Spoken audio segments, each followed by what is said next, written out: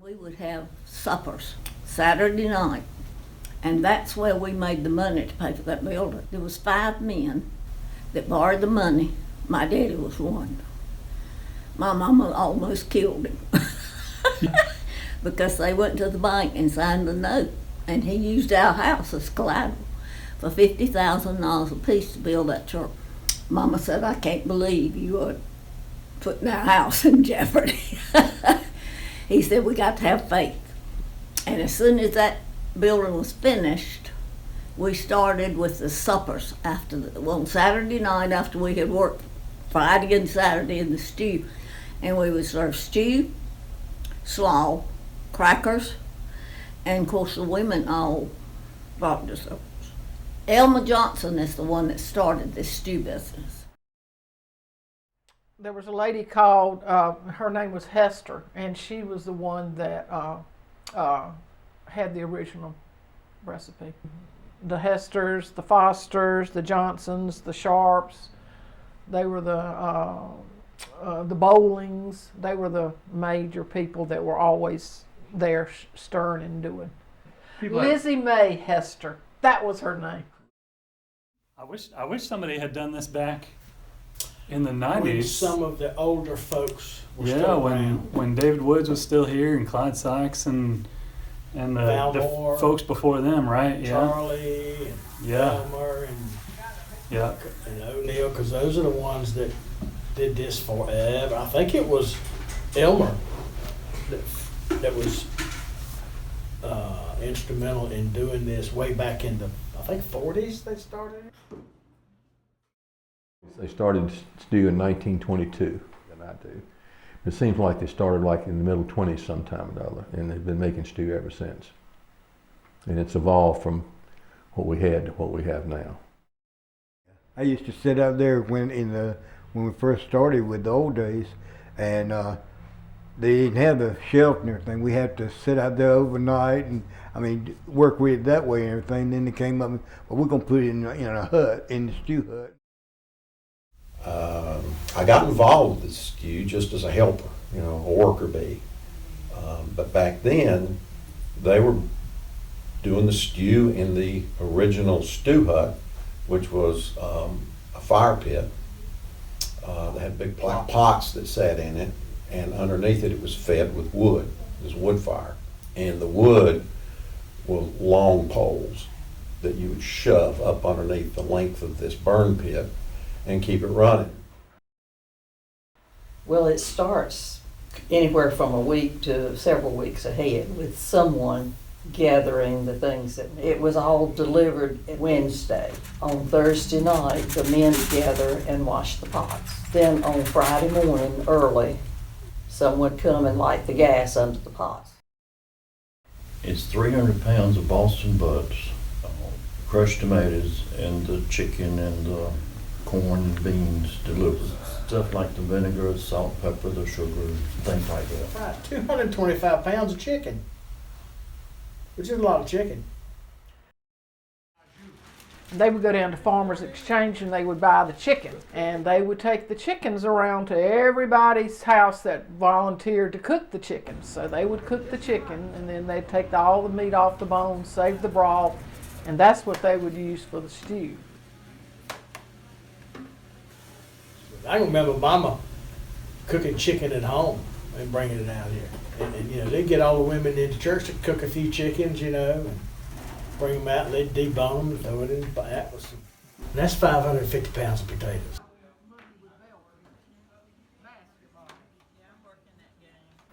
And we just look the potatoes to make sure they get all the eyes. And then with the onions, we peel the onions in the morning. And I felt like I was adopted into the church by Elizabeth Johnson, Ada Foster, and Valmore Sharp, those 3 ladies in the old stew hut, helping show me how to squish butter beans. I usually come in between 11 and 12. At that point, they have the onions, the potatoes, and the meat cooking. Those pots are easy to move things around in, and so I will stir while the men who've been working all morning go eat hot dogs to pick the meat and get it. That means, we have to go through it to get out like the chunks of fat or bone or whatever gristle that might be in the meat. I usually come in mid to late afternoon, just helping out stirring several hours, because when it gets close to supper time, it gets kind of scarce. But you can't stop stirring. You just got to be constant.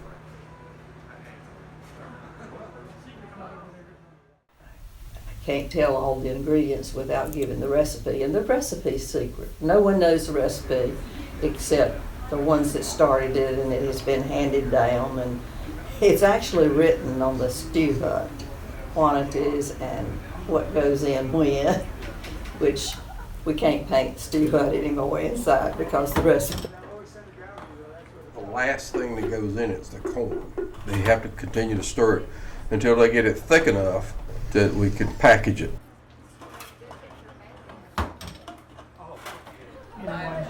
There's one other thing about the stew that I remember is Les Foster, the first paddles they had, he made those. Being recruited by Dad pretty much every stew to come in the evenings and stir during the graveyard shift that no one wants to work, and now getting to bring my boys into that, which has been really cool.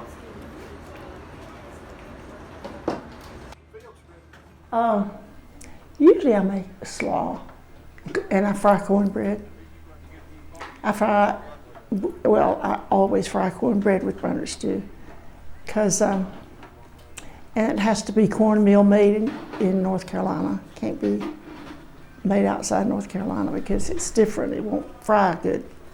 So, and I get the grease real hot and put a tablespoon and spoon about 5 patties around. Turn it over. So good. It is so good. I'm gonna try it. But it's real good with slaw and fried cornbread. Oh yeah, slaw. You gotta have slaw with your stew. But my husband always wants slaw and barbecue. He really would like slaw, barbecue, and fried chicken, but he's not going to get everything he wants. And have you ever had a Brunswick Stew sandwich? Very good, really good. Take some cold Brunswick Stew, it doesn't have to be hot. Cold Brunswick Stew and put it between 2 pieces of bread and a glass of iced tea. And that's great, that's wonderful. Hush puppies, are you kidding me? You gotta have hush puppies. Yeah, hush puppies, cornbread, and then if you're just gonna have a bowl of stew, I'll have some saltine crackers. I mean, Bethany's is definitely much richer than anything I'd ever tasted before, so you can tell a lot of work goes into it. There's just such a diversity of people here tonight, some of whom I've seen in different places like choir or bell choir, just at services, and some people who I have never seen before in my life. And it's really cool that people come out and help.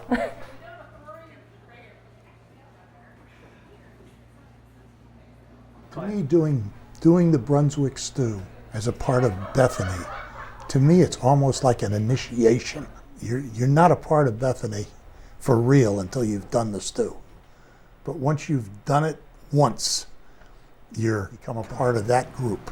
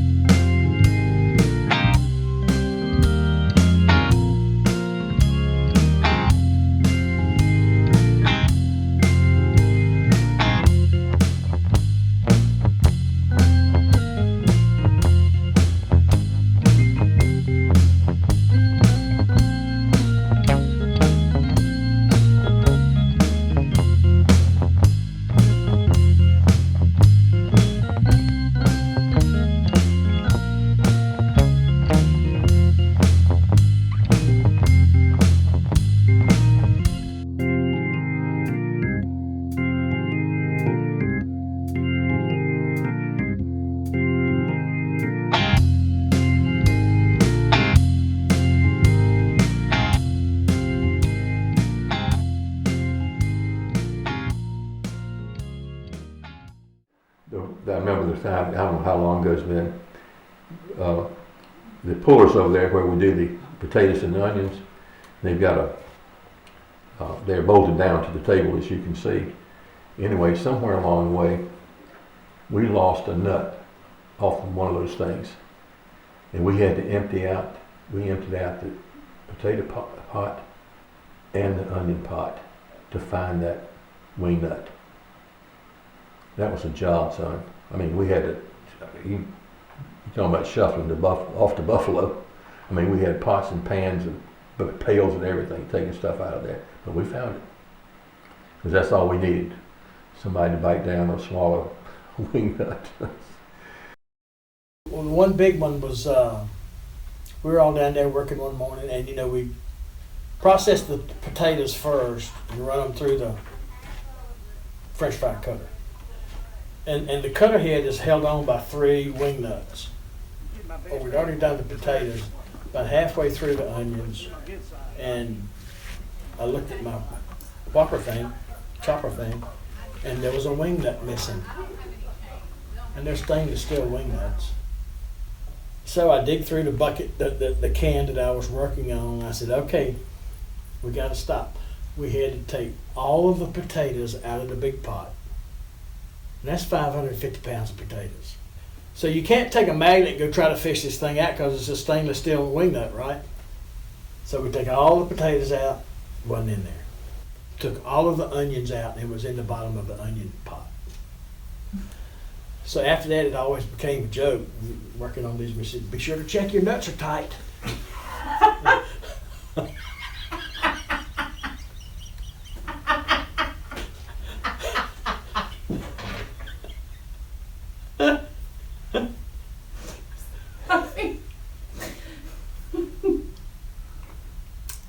You're gonna have to step out for all the funny stories.